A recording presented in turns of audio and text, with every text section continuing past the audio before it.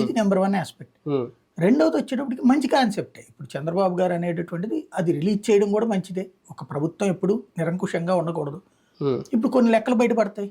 ఇప్పుడు వీళ్ళు చెప్పినటువంటిది ఏంటి, ఆర్బీఐ కానీ వీళ్ళందరూ కూడా 4.5 లక్షల కోట్లు ఏది రాష్ట్ర ప్రభుత్వం తీసుకున్నటువంటి అప్పులు, పైన ఇంకొక 2 లక్షల కోట్లు దాకా కార్పొరేషన్ల లోన్లు, ఇవి కాకుండా చాలా తీసుకున్నారని చెప్తున్నారు వీళ్ళు. 11 లక్షల కోట్లు 11 లక్షల కోట్లు.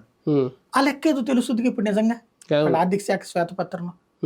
ఒకవేళ ఊహాజనితంగా ఇది ఇది ఇది ఇది లెక్కేస్తే ఈ బిల్లులు ఆ బిల్లులు లెక్కేస్తాను అనుకోండి. క్రిందసారి వీళ్ళు కూడా 7 లక్షల కోట్లు చూపెట్టారు చంద్రబాబు.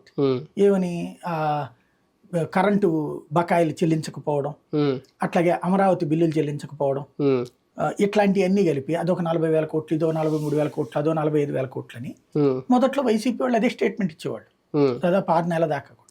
అట్లాగే ఇప్పుడు ఇవ్వచ్చు.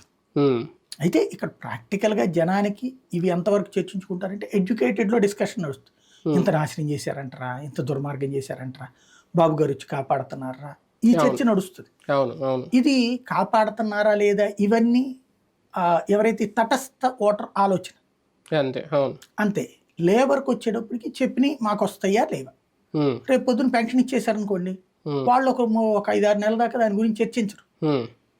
అట్లాగే 50 ఏళ్ళకి పెన్షన్ ఇచ్చేసారనుకోండి, ఎందుకంటే అది ఏగర్లు వెయిట్ చేస్తుంటారు. అది ఇస్తూ ఇది చర్చ పెట్టారనుకోండి అప్పుడు కరెక్ట్గా ఉంటుంది.